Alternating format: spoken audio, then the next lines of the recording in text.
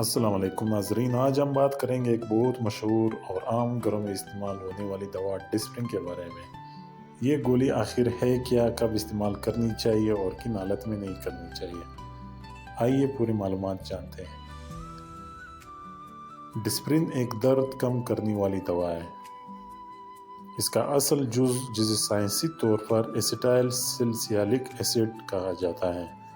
یہ دوا بخار، سر درد، دانت کے درد، جوڑوں کے درد اور نزلہ زکام کے دوران جسمانی درد کے لیے استعمال کی جاتی ہے۔ یہ جسم میں پیدا ہونے والے کیمیکل پروسٹاگلینڈنز کو روک کر درد اور سوزش کو کم کرتی ہے۔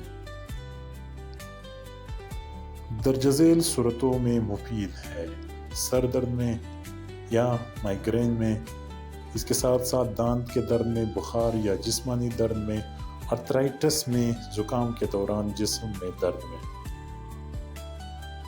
کبھی کبھی ڈاکٹر دل کے مریضوں کو خون پتلا کرنے کے لیے بھی کم مقدار میں دیتے ہیں، لیکن یہ صرف ایک ڈاکٹر کے مشورے سے لینا چاہیے۔ دوا لینے کا طریقہ کار: عام طور پر ایک گولی کو پانی میں گھول کر لیا جاتا ہے۔ یہ دن میں 2 یا 3 بار تک لی جا سکتی ہے، مگر صرف ضرورت کے وقت۔ یاد رکھیں، زیادہ مقدار میں لینے سے نقصان ہو سکتا ہے۔ اس کے ساتھ ساتھ چند احتیاطی بھی کرنی چاہیے اور اس کے کچھ نقصانات بھی ہیں۔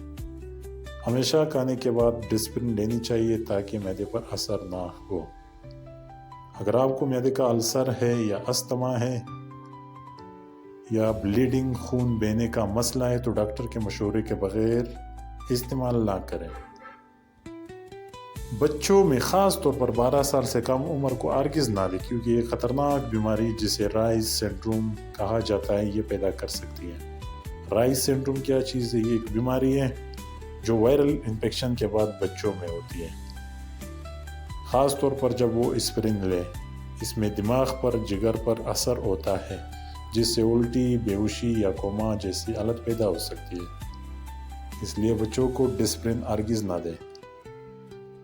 تو دوستو، یہ تھی ڈسپرین کے بارے میں مکمل معلومات۔ اگر آپ کو ویڈیو پسند آئے تو لائک بھی کیجیے اور شیئر بھی کیجیے۔ ملتے ہیں اگلی ویڈیو میں۔ اللہ